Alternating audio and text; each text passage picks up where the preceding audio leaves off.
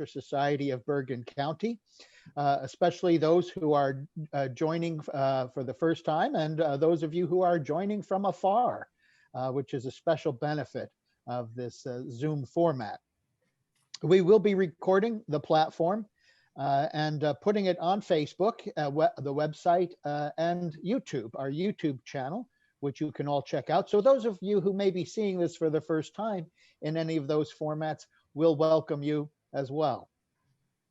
For those of you who are unfamiliar with ethical culture, we are a humanist congregation, congregational movement, about 150 years old, and we're dedicated to exploring the ways in which we can lead meaningful lives and ethical lives. Unlike a traditional religious group, there's no supernatural component to our services. But that said, there's no requirement of belief or non-belief in our movement. And that's a matter between you and your conscience. Our motto is deed before creed. We believe that how you act in life is more important than any creed you might espouse. And for those of you who may be wondering, yes, I have a Christmas tree, but it's a fake Christmas tree. So I think that's kind of in alignment with my own personal belief. I want to welcome you all to the 2020 edition of the Do Tell Diner. The Do Tell is a true story format that we've developed at Ethical Culture, and we had for a few years, we had a monthly Do Tell True Story Night, and now we do it occasionally throughout the year.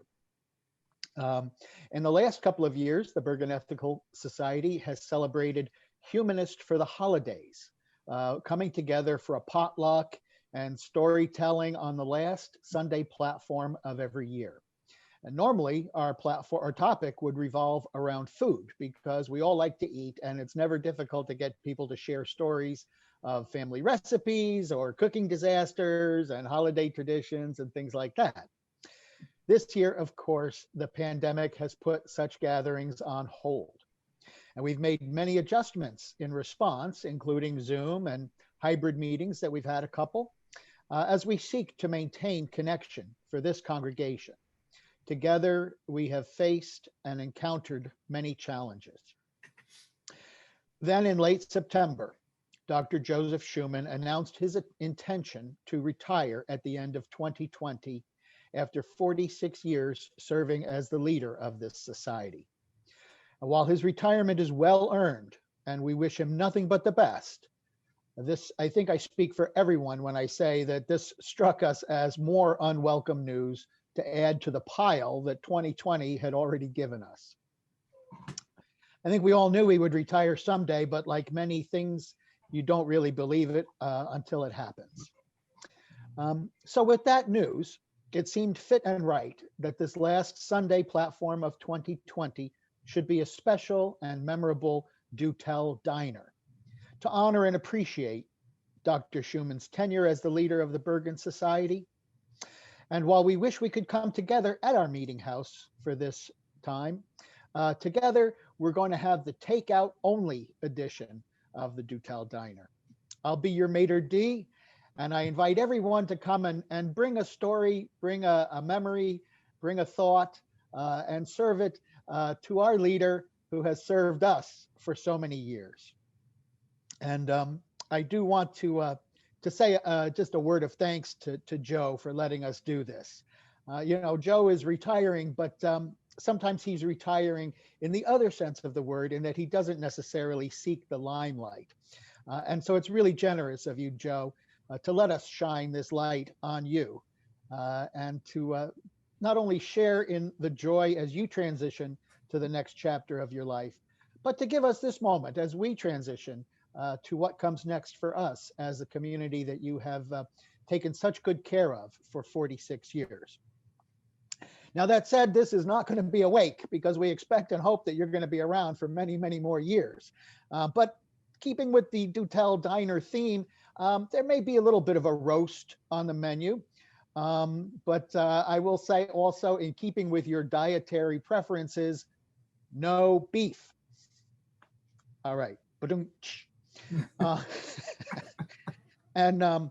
So anyway, I invite everyone.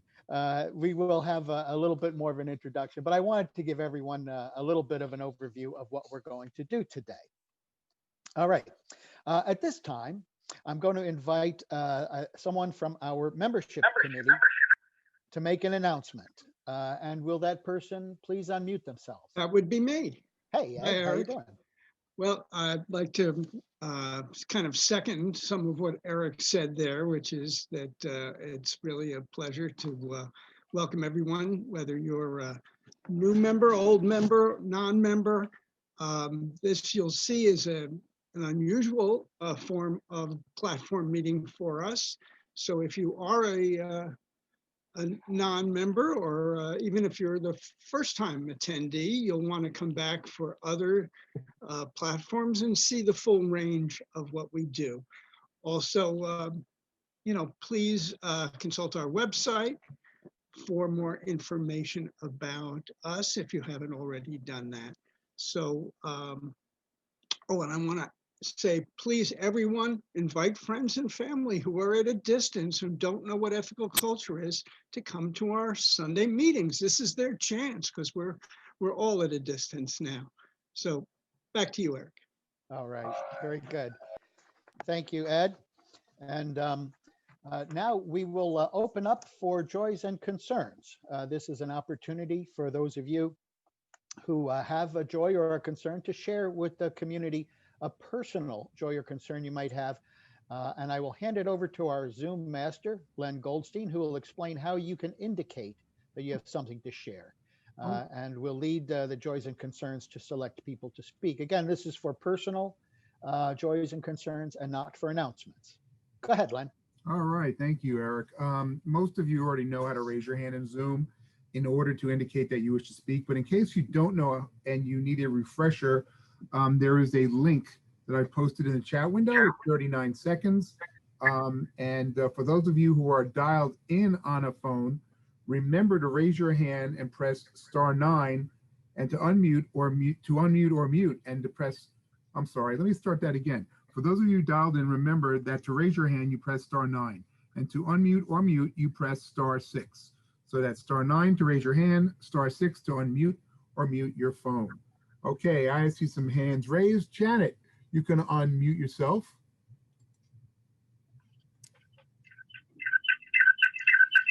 Thank you. That noise is not mine. My daughter, Lara Glass, who works for the New York City Department of Sanitation, that's been hit really hard during this pandemic with budget cuts and all kinds of hardships, won an award for exceptional work during the time of the of COVID, setting up a 24/7 hotline and doing. She was working 6 days a week, 11 hours a day to get the Department of Sanitation through the pandemic. And she was recognized by New York City. So I'm very proud. Excellent. Okay. Joe, if you would like to say something, please unmute yourself. Joe, you're going to have to unmute yourself. Joe, you have to unmute yourself. Joe, unmute yourself. Sorry about that. And I think you may have to turn off your phone. My phone is off. Okay, so I've muted Joe. I think the problem with Joe is he's on as 3 different people. He's on 3 times. So I think he needs to just take himself out of the other 2.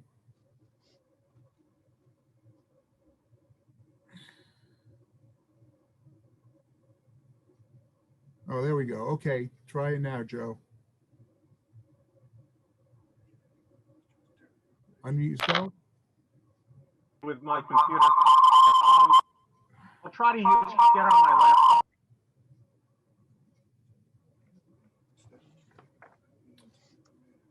So I do see a second listing for Joe on here.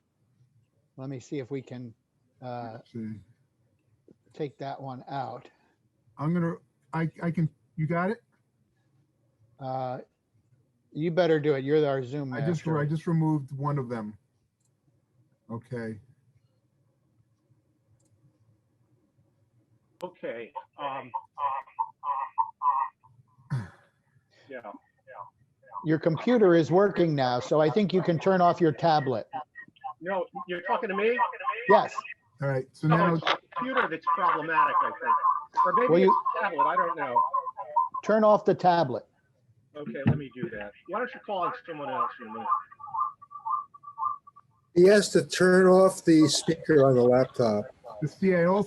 turn off the speaker on the laptop and that'll help also. There we Okay. go. That'll Okay. work. Is it working now? Yes. Okay, great. Boy, always a problem. Yeah, I just want to say, Eric, first I want to thank you very much for your very eloquent introduction. I have a feeling you thought about it beforehand. And I'm truly honored by your having put this together. I think it's a marvelous gesture. And it's really quite ironic that you sort of identify my retirement with the misfortunes of the plague and Donald Trump. I guess I'm right, in momentous but not necessarily worthy company. So thank you very much. It's beautiful. Just two things, and it's not anonymous, and I will embarrass her, but I was really, in effect, moved to tears to discover that Janet Glass has made yet another very generous financial contribution to our community. She donated $5,000 yet again to the society, this time in my honor. And I want to publicly thank Janet. It's probably embarrassing, but I think everybody should know that. It's going to come out in the newsletter anyway, so I'm spilling the beans, but it's not a secret. So Janet, thank you so very much. You bring honor to us all. The second thing is prospective. In terms of a joy, I did, I've been using our private Facebook page for writing short essays, and the last one was really quite a matter of serendipity. Those who are on the Facebook page may have seen it, others have not, but it's a very happy moment. I'm retiring actually this Friday. It's December 31st. It'll be New Year's Eve, so I guess technically my 46-year tenure ends at midnight. But I should say, in the last several years, I've done very few weddings, in part because the Unification Life Church has basically absorbed my market share, and it's become egalitarianized. So now Uncle Harry can officiate at your wedding, all of which is not a bad thing. So very few weddings, but I got a call a few days ago from an old acquaintance who's been an activist in Teaneck for many years, who knows the society and has worked with Teaneck residents. He said his daughter wanted to get married. And so I spoke to her a few days ago, and she said she wants to get married in her parents' backyard this Friday, right before New Year's Eve, right? So it's very propitious, and it fills me with a great deal of happiness that my last official act as leader of the Bergen Ethical Society will be a very happy one, and that is to officiate at a wedding. This Friday. Given that it's the winter, it will be very short, I assure you, but it's a very joyous way, I think, to end the year and end my long career. Okay, so I'm looking forward to that as the finale. I just wanted to share that happy news with you. Excellent, thank you. Thank you. Very nice. Ed Gross, you can unmute yourself.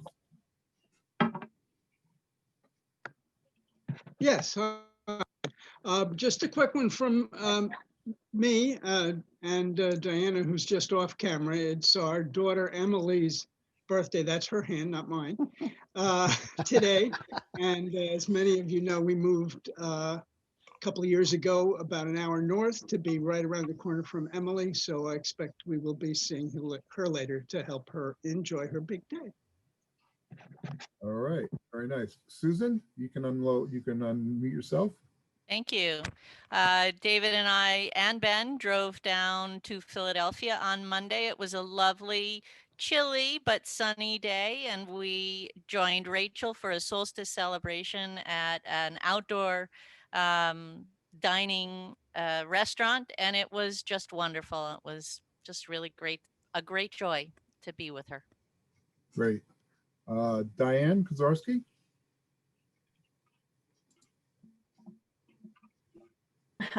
Sorry. I wanted to share some happy state of affairs for our family. My daughter, who's about 36, she's had her partner in life for about 15 years now.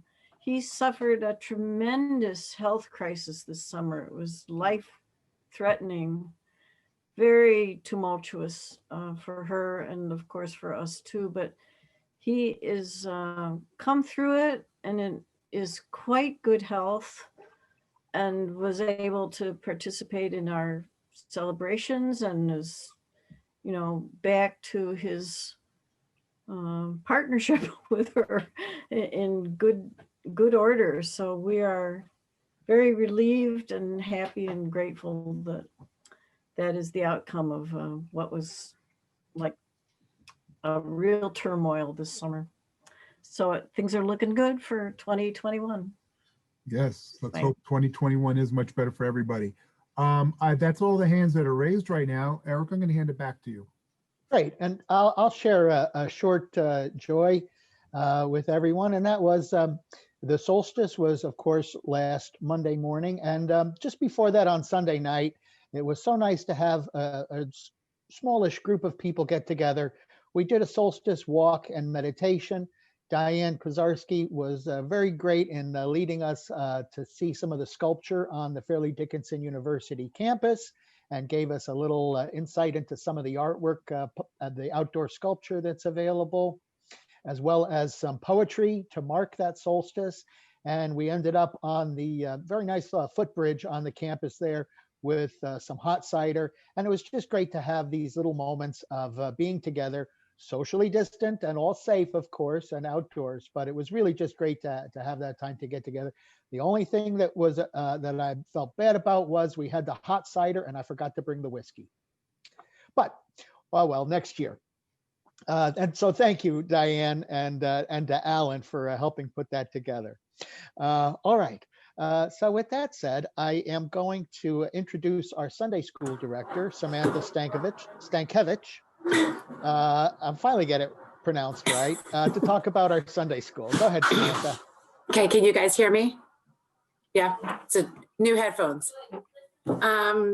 So not much news on the Sunday school front, but our next meeting with the larger group and doing the breakout rooms, we're gonna get it right this time, is going to be January 10th with a theme of democracy, the inauguration, Martin Luther King Day, and a little deeper themes for our students to talk about. And then while I'm here, I'm also going to just share one nice thing about Joe as my joy, concern part of the day. Joe thankfully married Mark and I, and we had a really lovely day, but I will never forget the thing he said to me just before marrying us, which is, you know, we were in the room and he was talking to us a little. He looked at me and he said something to the effect of, enjoy this day because it's the one day of your life that no one will judge you negatively. And it was a really nice thing to say because it really was like, oh, that's kind of nice to know. So proved to be true-ish. So I'm sure somebody had some negative thoughts. They just didn't tell me about it. So it was nice. We had a lovely, lovely wedding. I'll never forget it. How many years ago? In 2003, July 4th. Wonderful. Thank you, Samantha. And that is a lovely appetizer as we move into our do tell diner. And you know, in my the platform outline, it says to introduce the speaker this morning. I'm not going to introduce Joe because hopefully we all know him pretty well. We've heard the introduction for Joe, as he would always take the first Sunday of every month and provide the platform. So we've heard his bio many, many times. And it includes, of course, his work at Hunter College and at the University of Peace in Costa Rica as professor for human rights, as the leader of the Ethical Culture Society, and so much more. But today, we're really going to take the opportunity to fill in that bio on our own, with our own stories, recollections of Joe. And so the Do Tell Diner today, the menu, I think, is going to have maybe a few bittersweet offerings, if I can extend that food analogy. And I invite everyone here to share a true story potluck, in particular, recollections of a memorable conversation, a meaningful interaction, or a lesson that you may have taken away from one of his platforms or conversation or something like that. So again, I will invite folks to raise their hand as was given the direction, and to offer some thought, some memory, or something that, again, will help us to show our true appreciation to Joe for all that he's given us. So without further ado, let's enjoy the Dutel Diner. And I do see that we've got a hand raised, and I will invite Lucy Lettuce to begin. Start us off, Lucy. Thank you. Okay, this doesn't fall into the category of roasting Joe. My anecdote, I can tell it by memory, but I jotted down a few notes to make sure I don't leave anything out. My anecdote about Joe falls into the category of how he changed my life. So Joe and I were sitting beside one another at a social event, and I was telling him the story that many of you know about how my husband, literally on his deathbed, was desperately trying to finish his book on atheism. And I had promised him that I would finish the book for him and see it to publication. So this was a deathbed promise. I explained to Joe that I had been grieving so heavily that I hadn't been able to bring myself to touch the manuscript. And then when I finally did try to start working on it, of course, every word I read, I was hearing Richard's voice. And after a few minutes, I'd have to stop. So anyway, the guilt of not proceeding to keep my deathbed promise after a year and a half had passed since Richard's death was weighing on me horribly, and I was consumed with guilt. So Joe just quietly listened. Somehow I found myself in a sort of confessional mood. So I think maybe Joe was a Catholic priest disguised as an atheist. Anyway, Joe turned to me and he softly said, "Well, you know, Lucy, a deathbed promise is a sacred promise." Needless to say, this led to a whole side conversation about what sacred means in the context of atheism. But the following day, I decided to identify and hire a suitable co-editor. Around 10 months later, the book was finished. In another 4 months, it was published. Joe changed my life. He made it possible for me to fulfill the dying request of the man I had adored for 39 years. And in so doing, he enabled me to live with myself. And I can't thank Joe enough.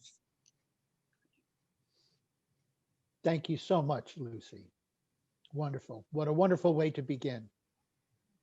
Thank you. Next, I see that we have Ron Schwartz with his hand up. Ron, will you unmute yourself? Yeah, so actually it's Lisa and Ron. Hi. Hi, Lisa. Hi there, everybody. So this does not come under the category of roast either. I just want to share. We have so many wonderful memories. We've been members of Ethical for 40 some odd years. And so Joe has been our leader and our friend during that entire time. And we have just so many memories, but one in particular that I want to share is many years during the time that our children were in the Sunday school, Joe and Linda, but especially Joe, organized an annual camping trip for our Sunday school families. So some of you here will remember that and remember some of the great times that we had with Joe and Linda and other Sunday school families. So every year, I guess it was around 4th of July weekend, Joe organized this trip up near Phoenicia, New York, Wilson Campground, where we are now, where we happen to be right now for our daughter's birthday. We're spending a weekend at a mountain house very close to Phoenicia and very close to Wilson State Park, interestingly enough. So one particular year, we got up here, and what Joe would do is the way this would work is every family would be assigned a meal. So the Schwartz would have breakfast on Saturday and somebody else would just take another meal, and we would be responsible for that meal. And then at night we would sit around the campfire and sing songs. But one particular memory I have is sitting around the campfire and, you know, and us all, it was so funny because it was late at night and for some reason we all ended up taking out our our floss and like flossing our teeth around the campfire. I don't know if any of you remember this. And we were joking how in our younger days we would be sitting around drinking and maybe smoking pot or doing some other things, but we were flossing our teeth and just really having a good time and laughing about it. And it was just great times. But another weekend, we had a terrible, terrible storm. It poured and everybody's tent got flooded out. We all had to scramble around early morning to get our stuff and pack our cars. We were there just one night when it poured the first night. We all got in our cars and ended up continuing the party at Joe and Linda's in Hackensack, in their big old house on Summit Avenue in Hackensack. And just sitting in their living room, we put all the food out on the table and we just continued the day at their house. The kids were all there running around, having a great time. We watched some movies and we just made it a great time. And Joe and Linda just, helped to make that a great time. And Joe, I just have such great memories of those weekends and just wanted to share that. Yeah.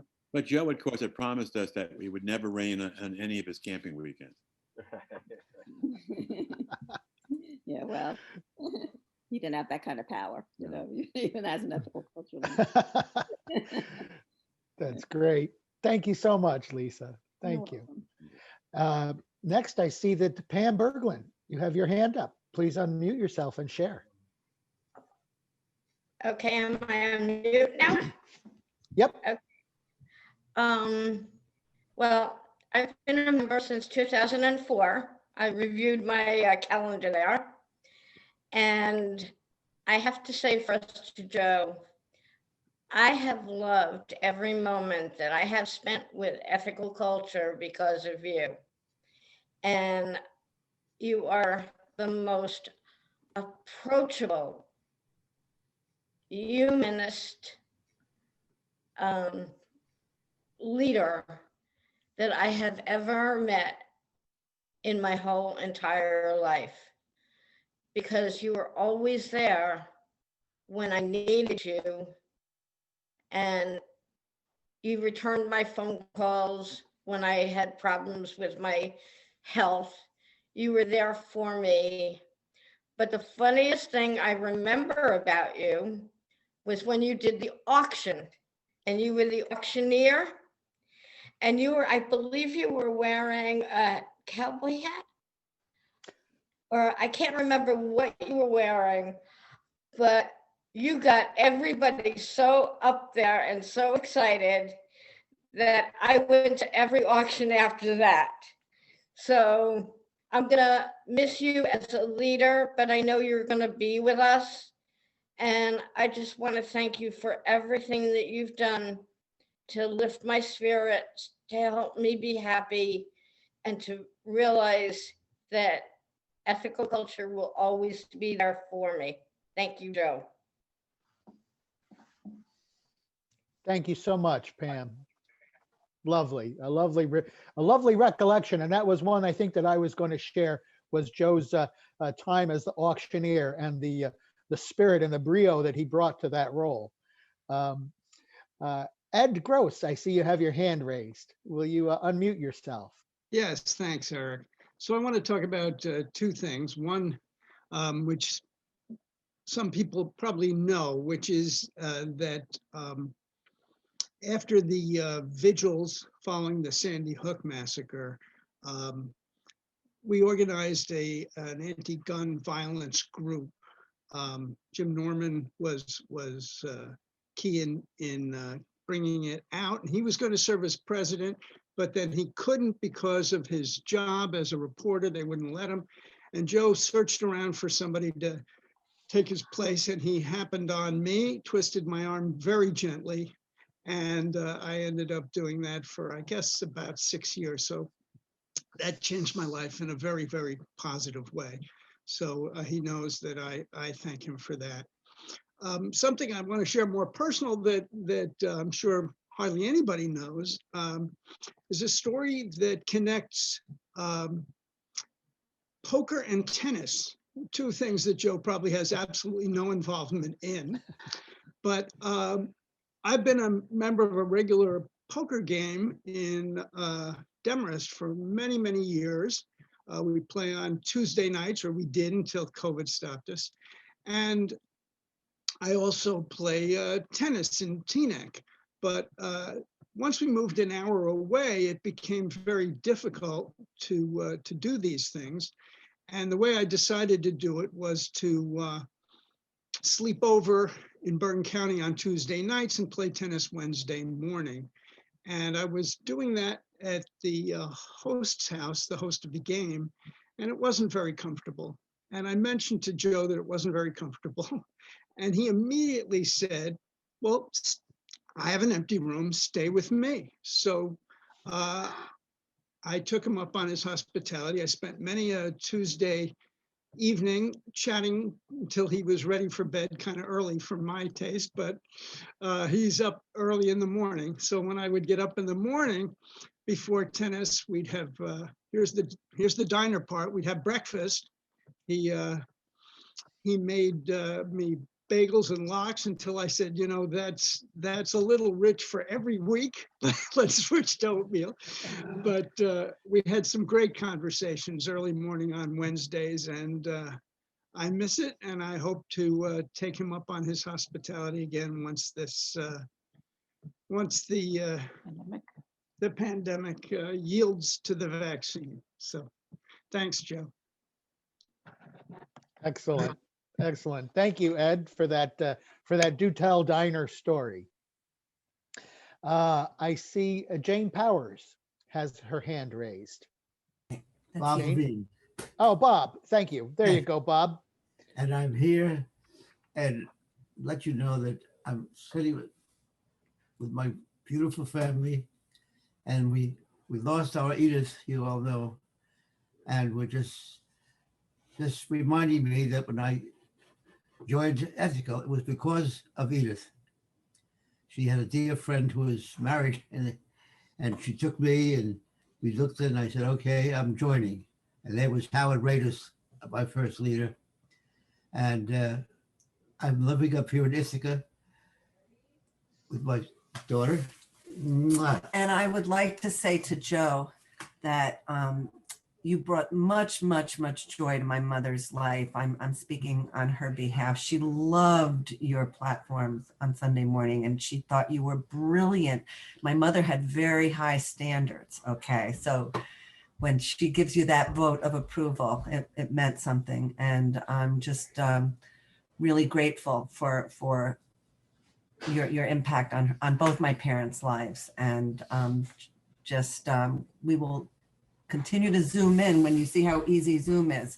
When you're 95 trying to figure it all out, it can happen. So thank you, everybody. And he's enjoying seeing so many of you. He keeps saying, and there's that person. There's Jim. There's Jim. I want to say, how do I say hello to this person? I said, well, you do it now. So thank you all. Thank you, thank you. And Ithaca is a beautiful, beautiful town. Except in the winter. That's so great. Thank you, Bob. It's just a real joy to see you again, and we hope you'll zoom in again on a regular basis, because it really is wonderful to have you here with us. And thank both to you and to Jane for your very kind comments for Joe. I see Susan Lesh, our president of our society, has her hand raised. So go ahead, Susan. Thank you, Eric. I have two things also. One is in the way of the diner. Joe likes to feed people. I have seen his great joy in preparing and serving a meal or serving dishes to people, and he really does get great joy out of that, and that's a lovely thing to see. I wanted to talk about Joe's notes. So we have read a lot of Joe's formal writing, his platform addresses and his statements for various social justice issues, but he also I appreciate his more informal and more personal notes. And previously I've received handwritten notes thanking me for something. More recently, I've received emails, and I'm always struck by the amount of time and thought that he takes to write those notes. They're very personal, and I'm always touched by them. So I want to thank you, Joe. Thank you, Susan. And now I will invite Alpana to unmute yourself. Alpana, I think are you on a phone? So you would press *9, right? To unmute yourself. Maybe *6. *6 is the number. *6, sorry. Go ahead, Alpana, *6. We can hear you, I think.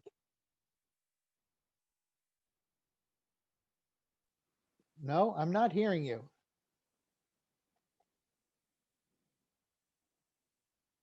Ali, are you there? Yes, can you hear me? Now we can hear you. You can hear me. Okay, great.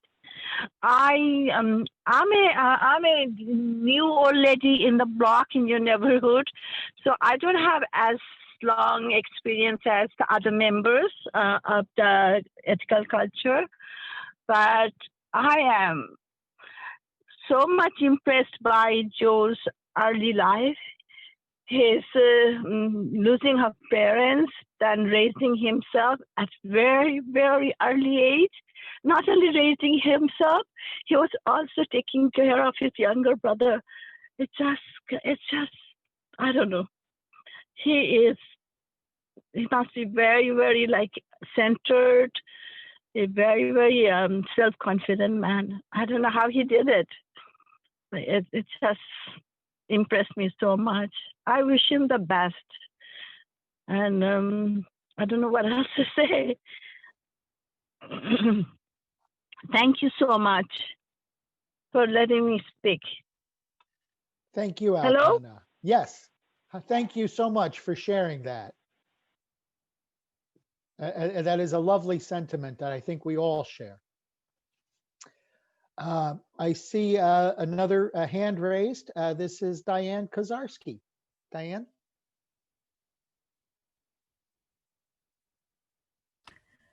There you go. Yes, thank you. I've been a member at Ethical for over 30 years, I guess, and you work on different committees when you get more involved in taking part in the society.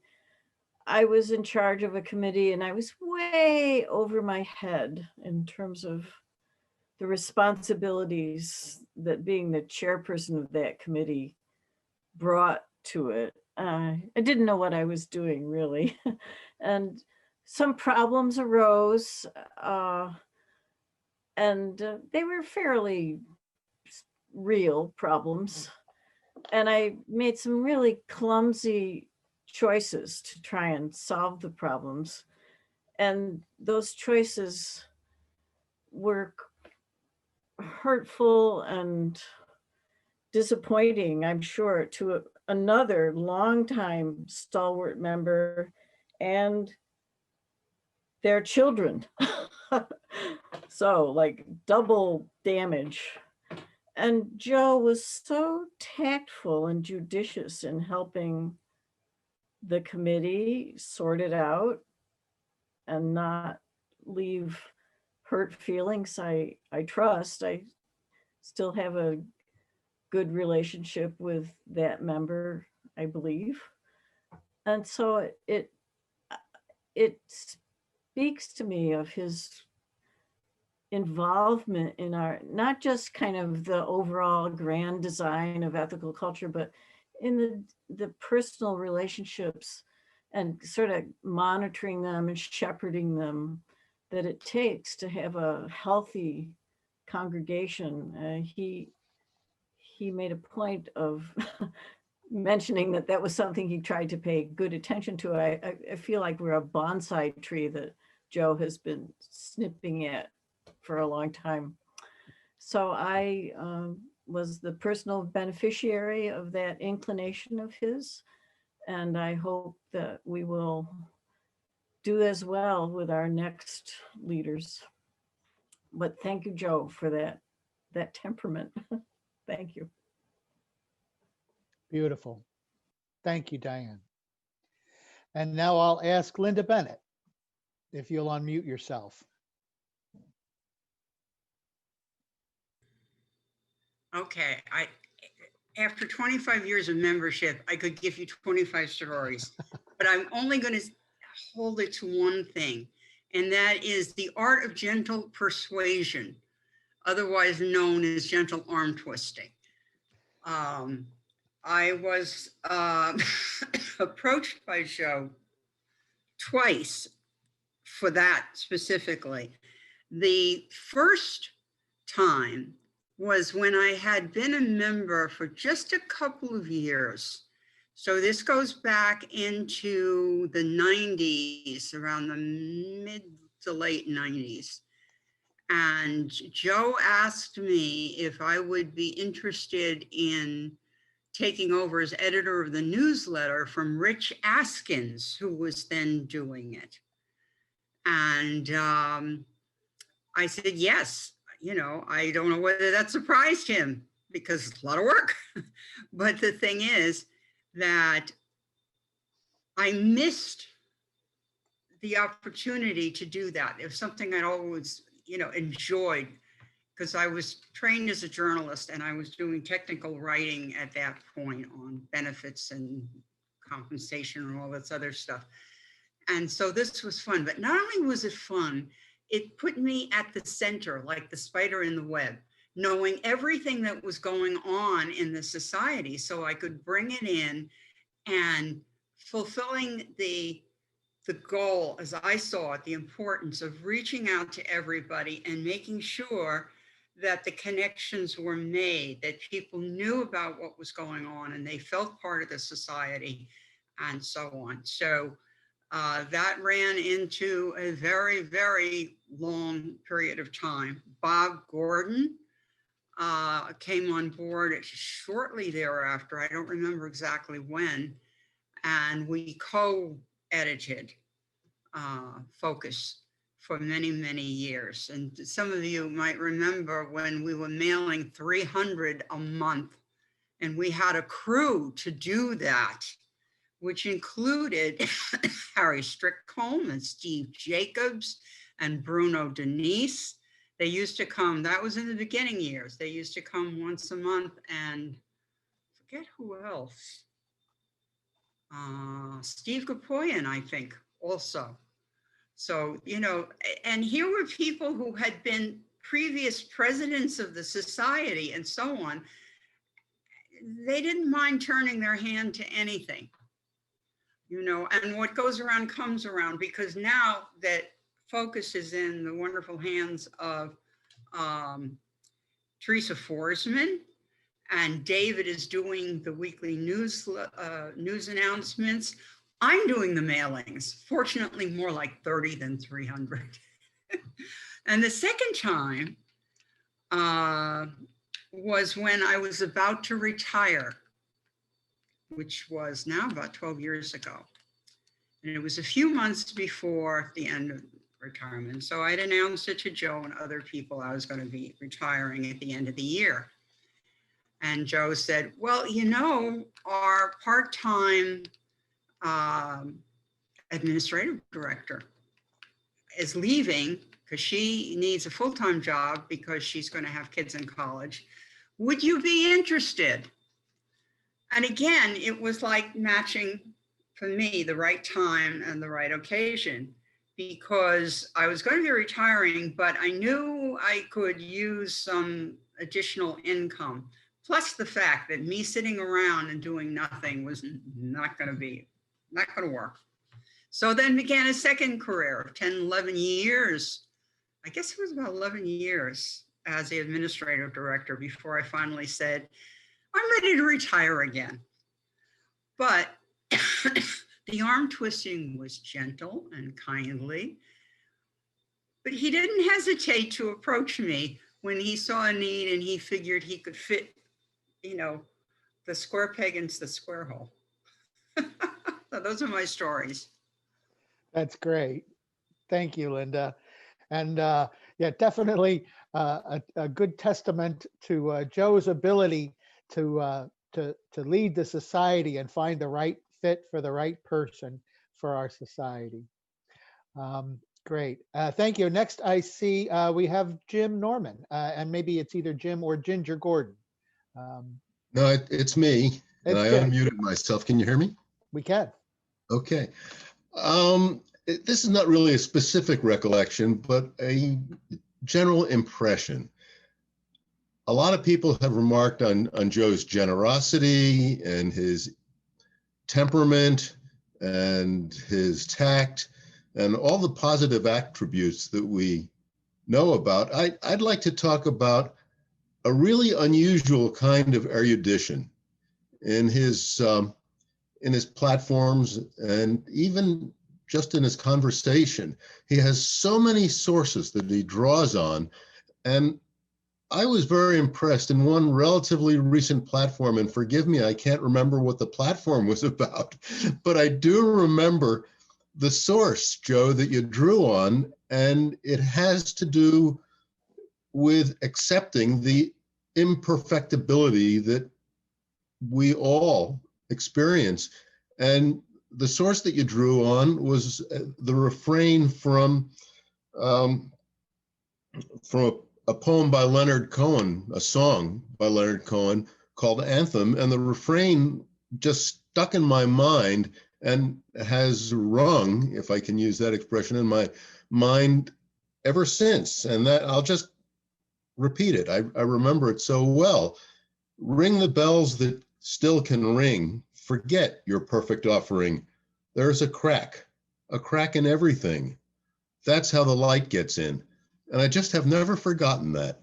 And I want to thank you for that, for your erudition always, but for the huge variety of your erudition and the immense range of sources that you draw from for all of our benefit. And thank you. Thank you, Jim. And certainly in the 46 years, Joe, that has helped us as your community to seek the highest. I now see Greg Gordon has his hand raised. And so Greg, I'll invite you to unmute yourself and share. Hi, everyone. Good morning. Hey. I don't have more to say than I've already shared ad nauseum with our ethical community about how impactful Joe has been to my life. And he's known me my entire life. I won't reveal my age, but it's a long time. And I shared with Joe last week. I stopped by on my way to see Keon. I stopped by Hackensack to drop off a little card that Keon had made for Joe. And the best I can, I'll try to get it onto the screen here. But if you can see it at all, it's a little bit whited out. But it's Joe introducing Keon being held by Roya and me to ethical culture for the first time. And this was in March of 2017. Keon was about 4 months old or so. And so what was notable about this, or was emblematic about it, was how impactful Joe has really been to the Gordons and largely to our community and to many, many others, but very personally to the Gordon family. And it's no mystery that my mom, who's on, hi Mom, and my dad adored Joe, and they thought so much of the ethical culture movement that they had me introduced to the society when I was a little nothing, and why I decided to do that for Keon. But really, it seems so simple, but there are 3 generations of my family that have been impacted by Joe. And while Joe, you may not be our leader in a formal sense, in 2021, you'll always be, to me, the only leader I ever knew, and certainly someone I love dearly. And Keon will always know about you as well. And I think it's a great honor that Keon got to be introduced to ethical culture by you because of how much you meant to my mom, to my dad, to me, and to the entirety of our family. So it's a thank you for being so impactful to 3 generations of us. Thank you so much, Greg. Yes, that's a really wonderful to show the impact across those 3 generations. I now want to recognize Sylvia Acosta. Will you serve up a story for us? Hi. So I just want to echo many of the things that people have already said, but for me, wow, Joe did turn my life in a great direction. Having left the Unitarian Society in Ridgewood after they started going in a very different direction than I was going.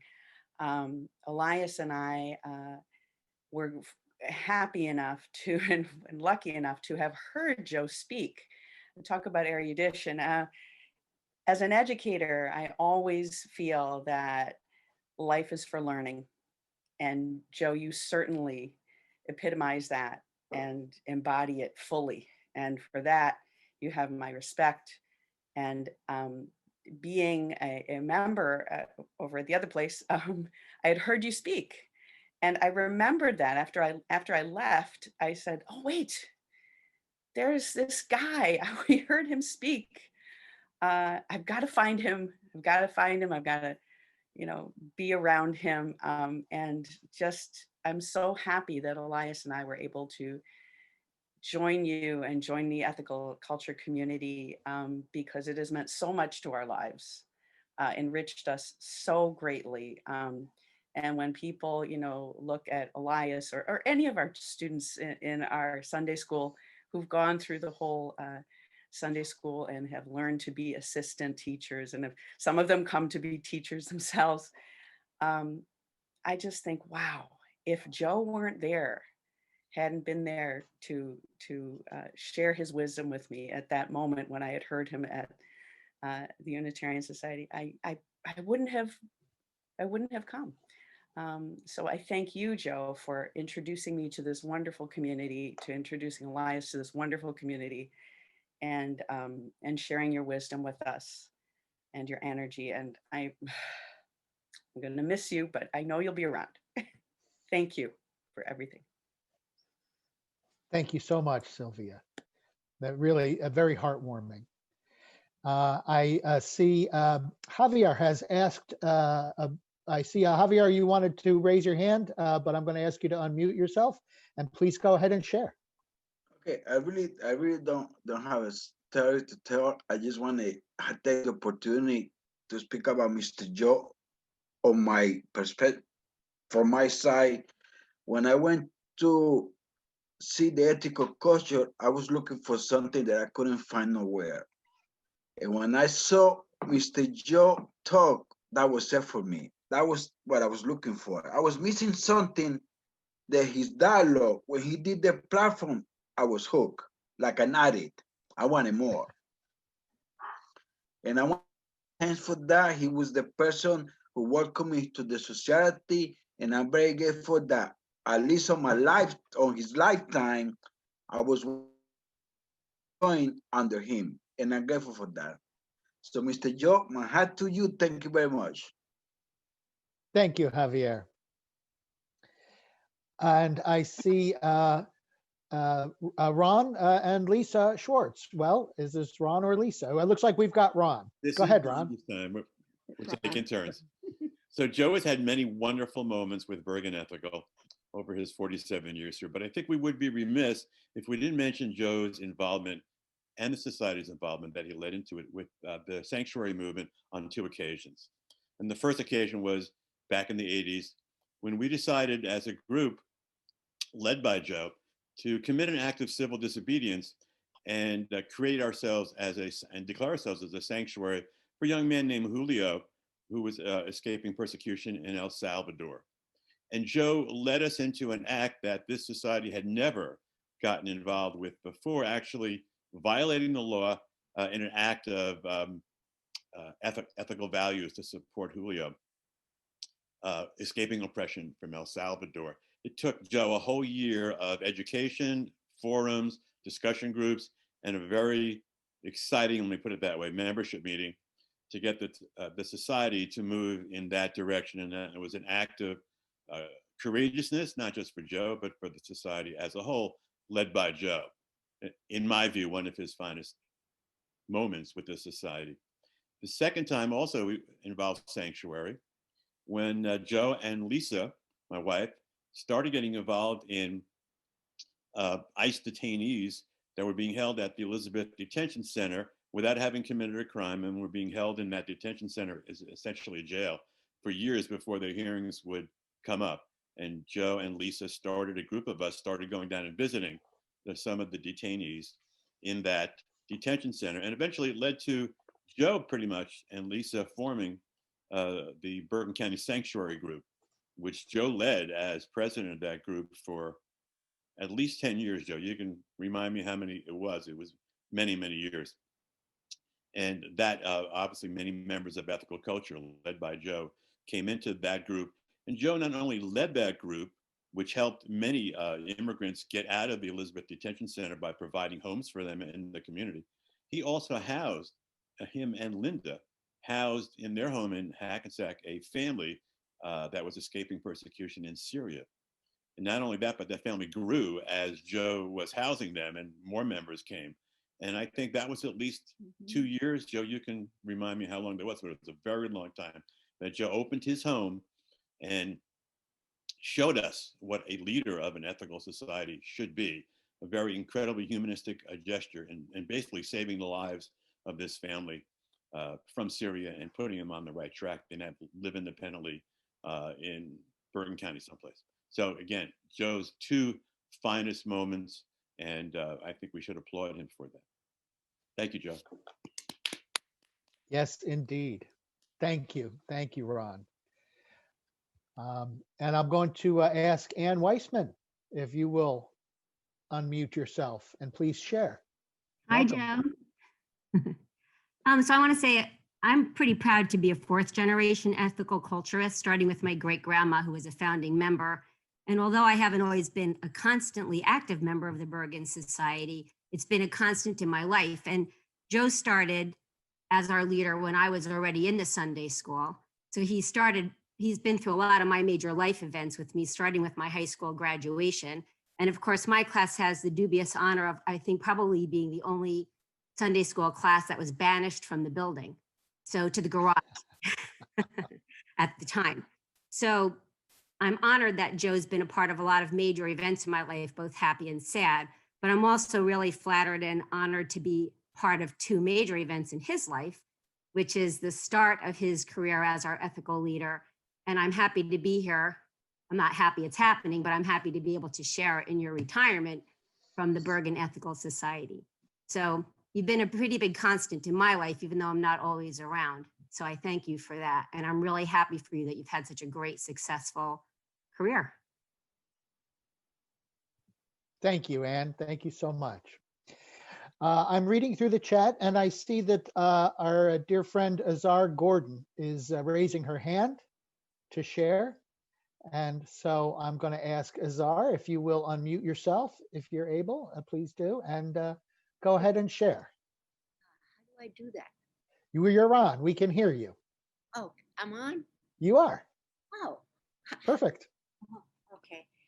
Okay, so everything that everybody said is pretty much, but I want to talk about what Susan Lesh said, and that is that besides Joe's wonderful platforms and talks that he gave, and like Greg said, we adore Joe, Bob and I.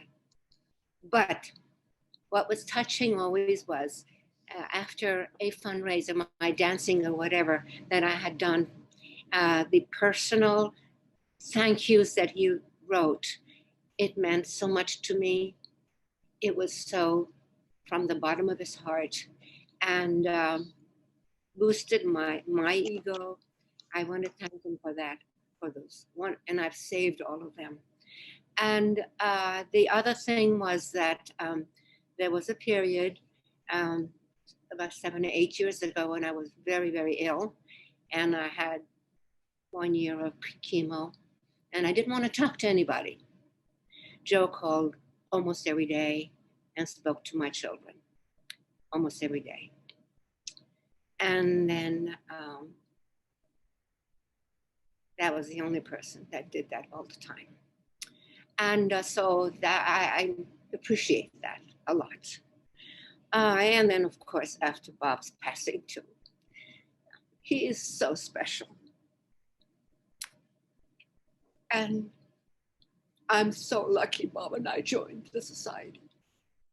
So grateful. Sorry, I'm still in that weepy mood still. I hope it passes soon. Thank you, Joe. Thank you, Azar, and hope you know that you're in our hearts always. And it's so good to see you. And thank you for that that memory and that recollection. I want to recognize Edna and Laszlo. Please unmute yourselves and share. Edna and Laszlo, are you there? Can you unmute yourselves? I'm not They're sure. I think they're working on trying to unmute. Okay, we'll give them a second here. Let's see. Now Yes. yes. Now we can hear you. Okay. Two sides. Number one is a practical side of Joe as an organizer, that he started us onto the Teaneck Stop the Oil Trains with Paula, and that I think was one of those initiatives that turned me on, and I kind of volunteered. And ultimately, I think it was a very significant vision in terms of the environmental movement of New Jersey, because now we kind of collecting some of the fruits of that vision that is so back there at the bridge that he brought back to the social action meeting. That's number one. The number two, I couldn't believe that Joe retired, because I feel that at this day and age, there are so few people who have a global view of humanity that is so essential for us to have a future that Joe does. So it's kind of feel maybe I'm somewhat of a different corner than Joe, but it seemed to me almost unbelievable. I kind of always saw him as being there until the end, because this is the age that you have to get through. And I feel that Joe is, hopefully he will keep on plugging away, because we need him. Thank you so much, Laszlo. And I would now like to ask Eileen if she will unmute and share. Am I unmuted? Eileen and I are here together. Yes. Jim. And I'd just like to strike a note of thanks for Joe's incredible capacity for pastoral support and discernment. At key points in our family's lives, he has been there with, clearly emotional support, but also very, very good advice.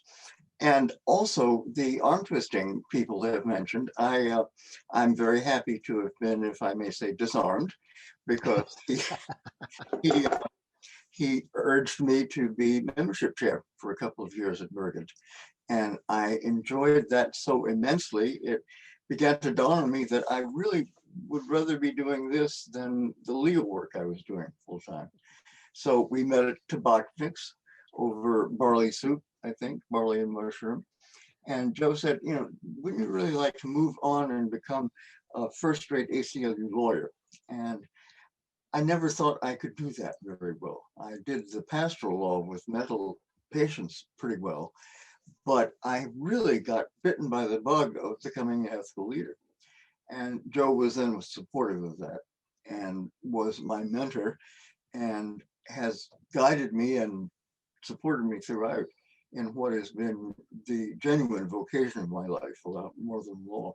So both on behalf of our family, on behalf of the work I've been able to do subsequently, I am incredibly grateful. Thank you so much. Hey, Susan. And I would like to ask Janet Glass if you'll unmute. Yeah, hi. This is a different perspective. This is, I think, the Joe that most people don't know. So in 2016, we had an African-American member, Sabine, and she confided to me, I was president of the society at the time, that she didn't think Black people felt very comfortable in the Bergen Society. And I took that very much to heart and embarked on a series of workshops. We did about a dozen workshops on on white privilege and trying to raise social consciousness and the privileges that we have as white people that we don't necessarily recognize. And Joe was supportive of that right from the beginning. And anybody who's been in a meeting with Joe knows that, you know, he sometimes dominates the meeting and he's a leader and he's out there and he's an activist. And you know, you always know when Joe is in the room and he's quite a presence. And, you know, we've heard him speak at demonstrations. And I thought, how is it going to work if Joe comes to these things? And so we started the series of workshops, and Joe never missed one. And he was a quiet, silent, receptive, attentive participant, never dominated the conversation, never took anything over. And he was just a model participant, did everything everyone else did, but in a very, very quiet and receptive way. This is not the Joe that most of us are talking about, but that's another side to Joe, where he was just being supportive and part of the group, and he faded into the group. And that's an exceptional trait for someone with Joe's other gifts. Thank you so much, Janet. Yes, not just an erudite speaker, but also a really good listener as well. Alan, I see Alan Berger, your hand is raised. Please unmute yourself. All right, am I on? You're on. Well, this is another side of Joe too. I'm sure many people here today know that Joe has an alter ego, which is Felix Adler. And the year was 1992, and I was a new member at the Queen's Society. And you know how when you're a new member, you know, they just grab you to do as many things as they can get you to do, to jump right in. So one day, the president came up to me and said, we'd like to know if you would interview Felix Adler this Sunday, if you would be the interviewer. And I mean, I barely knew who Felix Adler was. I had just gotten on board. But as it turns out, Joe Chuman was coming in the role of Felix Adler to our Queen's Society. And I don't know, I did some quick research and I came up with a bunch of questions, and I have no memory of what I asked or what Joe answered, but I do remember that it was a lot of fun. And that's my claim to fame with Joe. And Joe, I'm excited and happy that you're retiring, but I hope you won't retire Felix Adler as well. We need you and him for generations to come. Thank you. Thanks, Alan. Thanks so much. Tracy Kelly, I see your hand raised.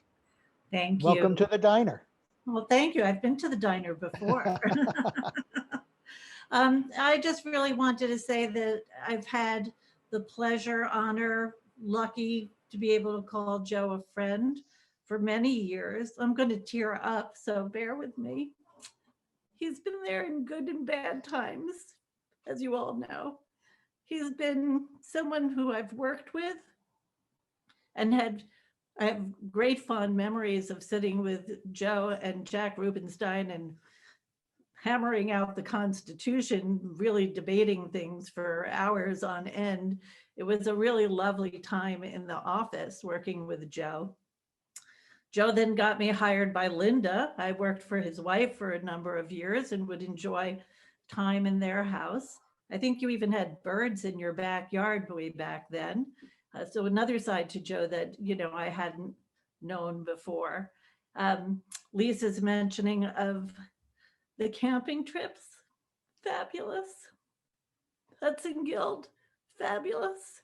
I don't know what else to say. Joe's been very important in my life. He was a reference for my job at the ACLU. I've been there 14 years. Um, I think he's a fantastic person who who's earned my respect on very many levels, mostly in one way because I have seen him mediate difficult situations, and he's done it with sensitivity and grace, and the outcomes have been better than could be expected. And it's just, I'm very fortunate to have Joe in my life and to call him a friend. Thank you. Thank you so much, Tracy. I am going to call next on Jim Griffin. And Jim, will you unmute yourself? And Yeah. there you go. Thank you. I've been finding this session this morning just so fascinating. And so it'll confirm so many of the things I've known about Joe these so many years. We go back some 40 years where Bob and I listened to one of Joe's many monthly platforms at Bergen, which were always an original and a timely and relevant subject. And so you could be conservative. If Joe gave 10 monthly platforms a year, and we on a conservative basis listened to say 7 out of those 10, we were enlightened some 280 well-researched platforms. Wow. And within the Ethical Society, I've served with Joe on many committee meetings, also with other groups, just name a few: the gun legislation, homeless shelters, affordable housing, Amnesty International, UNA, USA, Bergen chapter. And Joe was involved in each one of those in a very positive way. We could always count on Joe for well thought out and good suggestions, as well as clearly articulated proposals. And I'm sure many of you feel the same way about his ability to rise to the occasion. But during these countless times that we've been together, there have been so many pleasant memories. Today, I'd like to tell you about one. It was in the summer of 1996 when the Olympics were being held in Atlanta, Georgia. For those who may remember, this was when a bomb exploded on the grounds of the Olympics, and a security guard was falsely accused. That same week, the American Ethical Union was having its lay leadership retreat in a rustic mountain camp outside of Asheville, North Carolina. I was fortunate to be one of the 20 ethical culturists, plus a staff of 6, including Joe, who participated in a well-organized and very, very meaningful program. After dinner, Eric, this is where the dinner comes in. After dinner, one night, there was a comedy skit where everyone was performed in some type of capacity. When it was Joe's turn to perform, I remember him walking out from behind the curtain, bare-chested, dressed in a white Roman toga, and speaking loud and clear in Latin. He resembled Mark Antony, steady, dignified, and in total command. Joe's speech translated in English went something like this: "Friends, Romans, countrymen, lend me your ears. I came to bury Caesar, not to praise him." And he continued speaking for some time as much laughter filled the room. Remember, he was speaking in Latin. Needless to say, Joe was an enormous hit. If Oscars were given out that night, he would have walked away with the gold statue, and it would have been richly deserved. Thank you, Joe. for the many memories. We will miss you. Thank you, Jim. Oh, I wish that were on tape. All right. I'm going to invite, see Terry Karp with her hands raised. Thanks. I have fond memories of my time as membership chair, at least partially because Joe and I would have a meeting with each person interested in membership. And I'll tell you, I was amazed at how many times Joe was able to pick out a detail from that person's particular story that they would tell about themselves. So for example, someone here, Jim Norman, was involved in negotiations about a pool in New Jersey, I believe at the Weiss Center. In that meeting, Joe said, "Oh, that pool. The AU was involved in that." And my mouth was just agape that he was able to know something that to connect Jim's personal experience with the Ethical Culture Society. I hope Jim remembers it the same way. But before meetings, of course, the person was just a visitor. And each time I greeted a new person, and after the initial chit chat, they would ask about ethical culture or our society. And the first thing I would ask was, have you been to a Joe Chuman platform? Joe's our guy. Joe's our leader. He teaches human rights at the graduate level at Columbia University. If you like him, you'll like us. And we did very well. And I think that's true. Thank you so much, Terry. Ellen McBride, I see you have your hand raised. Yeah. I have known Joe for many years. I was a transplant from New York to Bergen. I was first a New York member, and I'm back in New York part of the time because of Zoom. I'm still with you. So I just have spent many, many years of being able to pick up that phone whenever I needed to and talk to Joe. And I think that's one of the most wonderful things, is to have that backing in life, to have somebody there no matter what, when you are uncertain of something or when you need help with something, the understanding that is there. I think from listening to everybody, we all know Joe has a wonderful sense of humor. He is erudite. He is the best speaker. He gives the best funerals. He gives the best platforms. It's just superlatives. So I can't say too much about the years that I've spent with Bergen and with Joe.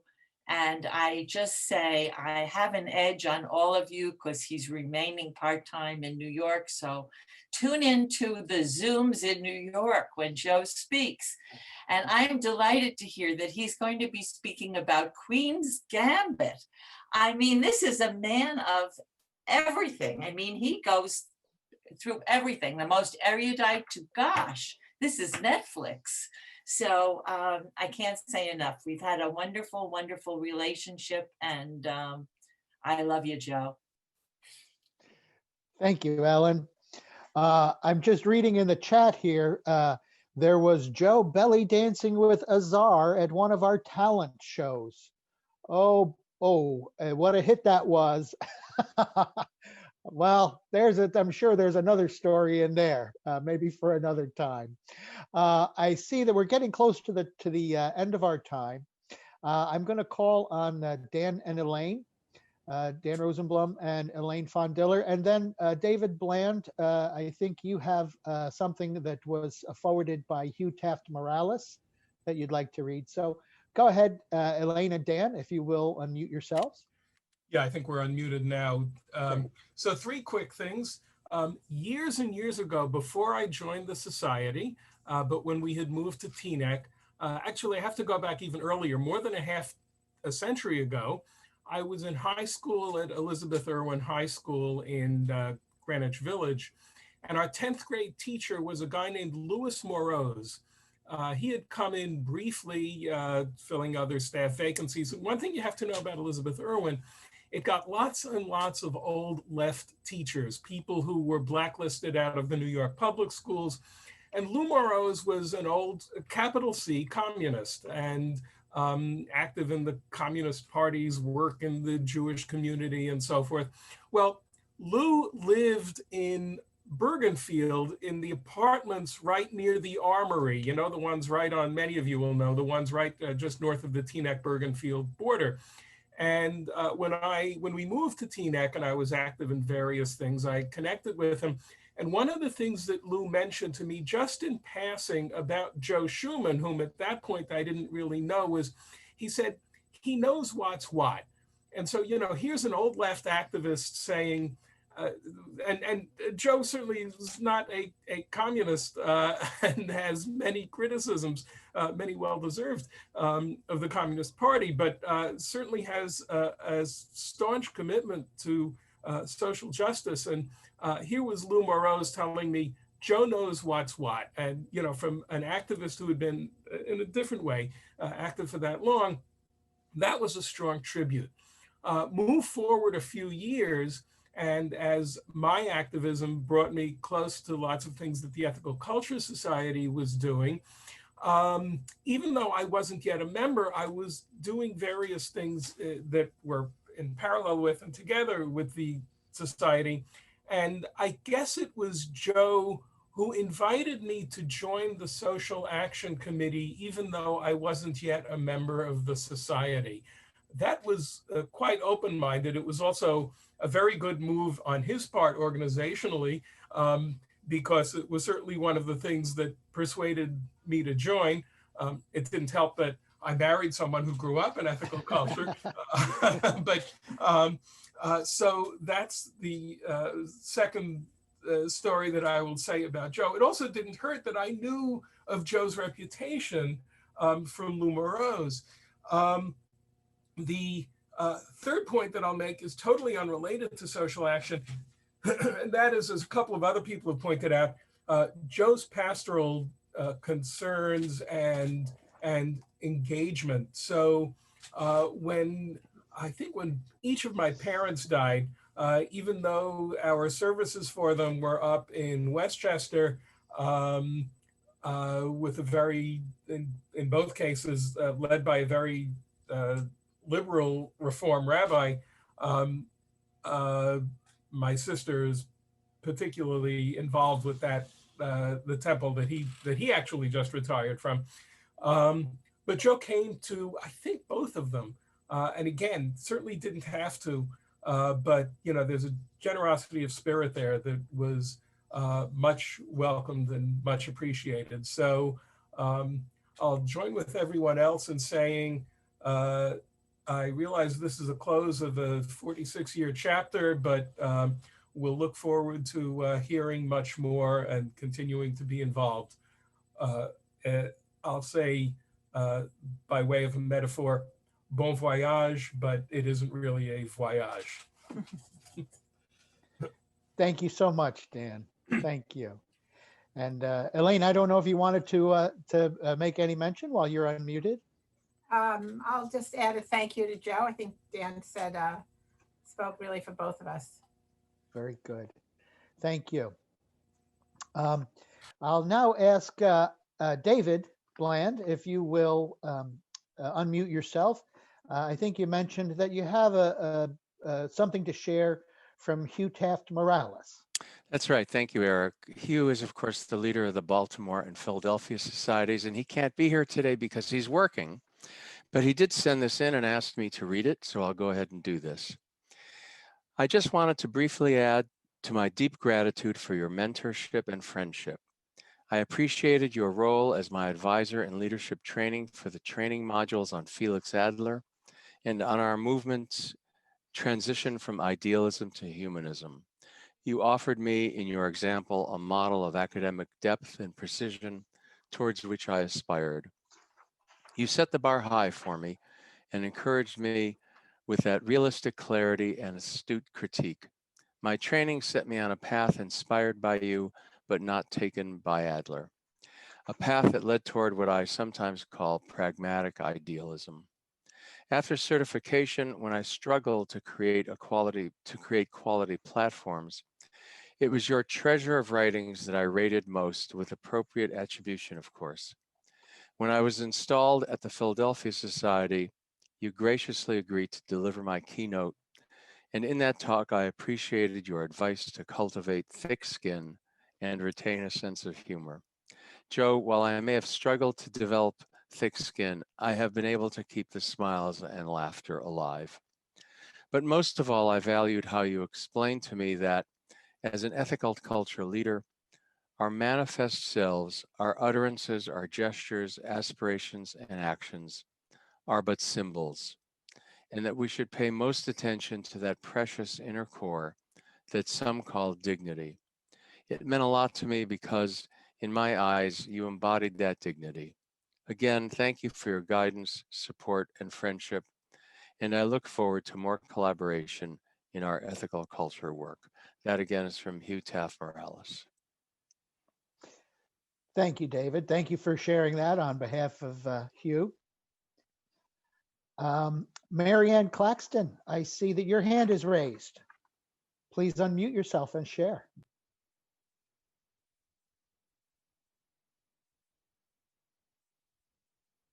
Marianne, are you there? They're trying to get on mute. Okay. There you I go. think I got it now. Okay. Yes. When Joe arrived at the society in 1970, we just clicked. He was such a nice guy, young and adorable. And I love his erudition and all of the things I've heard today. Certainly, I ditto every single thing and agree and love it about Joe. But the part of Joe that nobody's mentioned, well, a few people did mention, is the part that I really get a kick out of and enjoy about Joe. He has a side of him that's so much fun and so light and airy.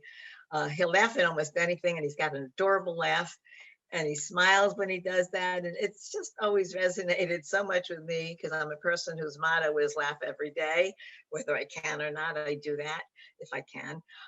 And so that's one of the things I will always keep with me, is my memory of his laughing.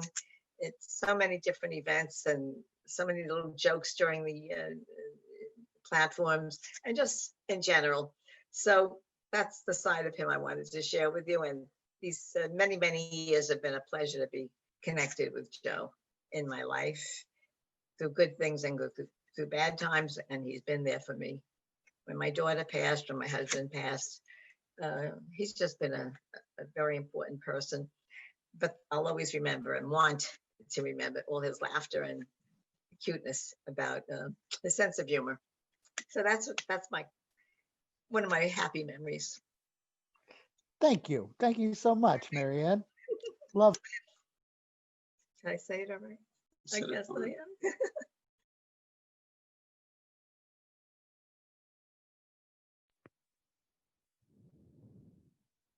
Eric, you're mute.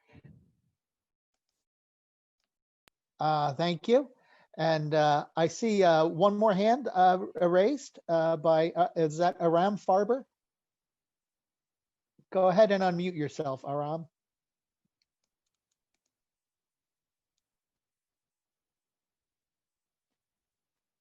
Yes? We can't hear you, so we'll have to. Muted. Now Yeah, we can. hi. Just on behalf of my mother who passed away recently, I just wanted to thank Joe Chuman so much for helping to make ethical a home for her as a strong activist that she was, the direction that he helped lead the society and how inspirational he was. And I just remember after the platforms with her coming home all the time, and it just really brought out a lot of passion in her and a further desire to discuss things with our family and other people, the many issues and stuff that Joe brought to the table. It was a place where she made many great friends over the years, And I think that was partly largely on the direction that Joe brought the society. Excellent. Thank you so much. And I'll bring the main course to a close here. We're now at about 12:30. So I just want to share a couple of things. I'll take my prerogative as the maitre d' for the Dutel Diner today. And I want to share something that happened just last Saturday when the board and the program council, we had a short retreat to do some visioning for the society as we move forward in this time of transition. And a longtime member, Deb Scrow, led the people in a meditation. And in that meditation, she invited us to envision all of the leaders and members of the Ethical Culture Society who have come before. And it was really a very moving moment for me to think, as she described it, of all the people who have helped create and sustain this community over the many years. And so I want to recognize that so many of them are not here today, except in our hearts and in our spirit. And just as Aram, as you spoke about your mother, and Azar and Greg spoke about our dear friend Bob, and so many others. Joe, I hope you know that they're here today as well, sharing their appreciation and the many stories and the many times that they've spent with you as well. And so on that note, I'll offer up this dessert. And Joe, I hope you'll take it as a just dessert for all of the work and all of the gifts and all of the service that you've given us over the years. The dessert, it's clearly not a piece of cake, because I'm sure it hasn't been. And it's not a trifle, because it's been a great body of work that you've accomplished. I think it must be, if anything, fruitful. And so let's honor you in that, for really the fruitful work that you've done and the community that you've sustained and continue to sustain over the years. I hope if there's one thing that you take away from this Dutel Diner, it's that you are loved. Thank you, Joe, and thank you everyone for sharing your thoughts, your memories, all of it. It's been a wonderful, wonderful time. And I'm so glad that we've recorded this and that this will be available really in perpetuity. So with that said, I would like to thank our Zoom master, Len Goldstein, for his great work today and your help. And again, thanks to all of our members and visitors for joining, and thanks to all the folks who shared a thought, a memory, a recollection in honor of Joe. So I don't think we're going to have the breakout rooms for new members today. And so I'll skip that, but sometimes we do. If you are a visitor or someone who's interested in learning about membership in the ethical culture, please do reach out, and you can do so by email. You can look at ethicalfocus.org to find the contact, and hope you will consider membership. Now I will invite our committee chairs to make any announcements that they may have. And if you're a committee chair or acting on behalf, please raise your hand and we'll call on you. I see Susan Lesh. Thank you. And Eric, I would just like to thank you on behalf of everyone for leading us through this wonderful morning. It filled with love is definitely what this morning was. So thank you so much.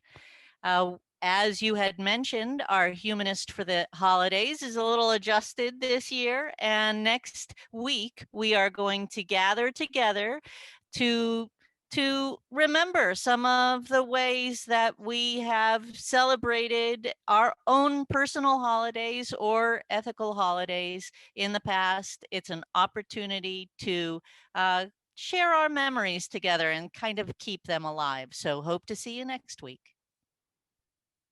Very good. Thank you, Susan. Sylvia Acosta, the chair of our Adult Education Ethical Enrichment Committee. Go ahead. Hi, thank you. Today we have Job Club with Ann Wallman. I believe that there's still mindfulness at midday this Friday, and if not, it will continue, I'm sure, after the week after that. Coming up in January, the first Monday of January, Allison is leading a book club, and we're very excited to have that new feature. So please do, yes, thank you, Allison. So please do check that out. She's going to start, it's all described in our newsletter and on our Facebook page. Please do join. That's Monday, the 5th of January, I believe that's the first Monday, and every Monday after that. And we had a very fun Conversemos on the 21st, and we are going to do that again the third Monday of the month. Thank you, Javier. That was very fun. And we'll see you. We do know there's a Martin Luther King celebration on the Sunday before, but Martin Luther King evening, we will be gathering for Conversemos. So thank you. Thank you. And I see that Diane Kozarski has an announcement.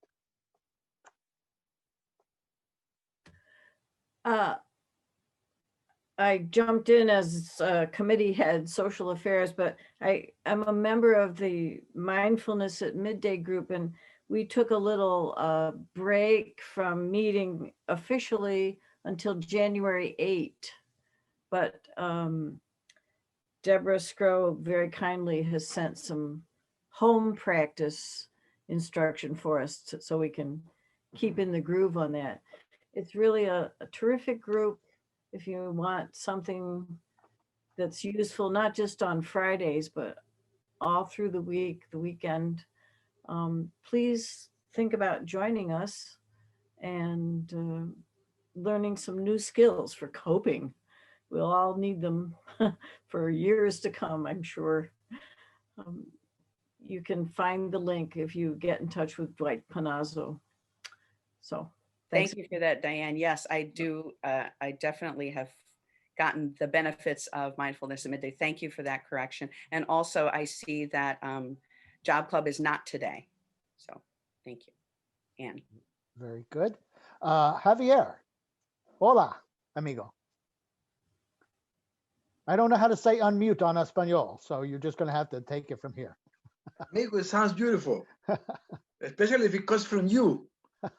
So, you know, sometimes on these times, I really don't know what's the proper way, because we are a very mixed culture in mine, being there an Hispanic, and I celebrate Christmas, New Year's, all these events.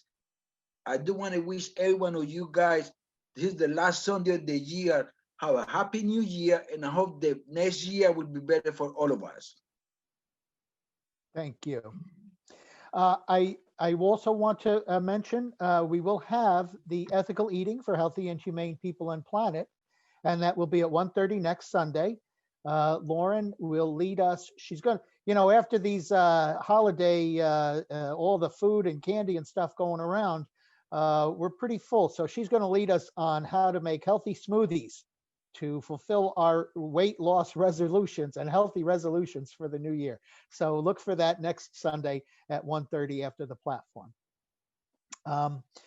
With that, I want to make a quick mention on behalf of the Finance Committee that we do have an opportunity to donate virtually. This would be the time normally in our platform where we would pass the basket. And so we do have the opportunity to donate virtually. You can visit ethicalfocus.org/donate. There it is on your screen. Thank you for putting that up there. And so again, if you feel that you'd like to kick in a couple of bucks virtually, that would be gratefully much appreciated. And we'll go to continue the good work of this society. With that, I would bring this Do Tell Diner to the close, but I think I would be remiss if I did not give Joe an opportunity, and I don't mean to put you on the spot, Joe. You're welcome to just enjoy all the love that we're sharing with you. But I think I would be remiss if I didn't give you a chance to at least say a few words as our leader. Well, thank you so very much, Eric. And again, I want to thank you and commend you for actually providing marvelous leadership for this. It was eloquent and well organized, and I think really brought out the best sentiments in people and their memories. Look, what can one say? I mean, I'm really totally moved. It's the fulfillments that one gets in this job very often go unspoken, but on the rare occasions like today when they're voiced and articulated, I can't help but be profoundly moved by what people have said, and I know behind it the type of positive impact I've been able to have on people's lives. That's what humanism is about, and that's what I tried to do with my career. And it's so good to hear that in many cases I've really, in effect, been a positive influence on people's lives. I've been supportive, whatever, in the ways, the manifest ways in which my career allowed me to enter into the lives of others and share with their humanity and so forth, very often at very, very profound levels. So I'm very grateful for the sentiments. Let me just say one thing that's particularly moving to me, and it's a rare opportunity. There are many things that many people had mentioned that I have long forgotten. And those are truly, along with those I remember, are true gems in a way. And the thought that comes to mind, I read years ago a lovely little book by an Israeli philosopher by the name of Avishai Margalit. And the book is a lovely book called The Ethics of Memory, in which he says something that is truly horrific. He says, quote, "We are what we remember." And interesting existential thought. But if he's right, that is really a horrid notion, because in my own case, it means at least 80% of me is missing. It's gone, right? But therefore, I want to thank all of you for having redressed that omission to somewhat by filling in some of the significant gaps. So now I can say that only 78% of me is missing, which in effect has made my day. Those memories have just been invaluable because in effect there are so many things you've mentioned, many which took place a long time ago, which were totally out of mind, and you've brought them back and you've helped to fill in, like, taking pieces of clay and filling in the cracks. You've helped in significant ways to basically refresh my memory. So there's now more of me at the end of this platform than when we started an hour and a half ago. So I'm very grateful for those memories on many different levels. Okay, thank you very much. I'm going to be sending a letter to the membership this week, and I'll ask David to send it out. It'll be an email. In effect, just thanking everybody for sharing with me my life for almost a half a century now, and how I've molded my life really around this community in very significant ways. So I'm very grateful. And also, I'm going to announce that it will be, I'll say in the letter, it'll be good professional practice for me to effectively go underground. I mean, to basically disappear. It's important to me to sort of get used to not being leader. That'll take a long time since it's a habit and a reflex, and so forth. So it'll be hard for me to adjust, but there are also, I guess, will be challenges for the membership, and it's important for me not to hang around visibly. So I will be out of my professional role. I will be out of your visible lives, but that doesn't mean on a social level that anybody outside the precincts of the society wants to give me a call, and when this horrible plague passes, wants to come over. One thing I'm looking forward to is entertaining people in my backyard, but we can't talk about, when we do, we will not be permitted to talk about the society. We'll have to talk about other things. But so I'm not cutting my ties in that sense, but I will, in effect, professionally make myself invisible until a successor is well established, which I think is good for me, good for you, good for the future of the society. So let me just thank you from the bottom of my heart for all the beautiful sentiments, and for beyond that, for giving me the opportunity to share my life with yours. It's just been priceless. Thank you so very much. Thank you, Eric. Yeah. Thank you, Joe. And thank you for all the gifts that you've given me and us and so many others over the years. They are unable to be calculated. So. All right, with that, I'll bring our Do Tell Diner to a close.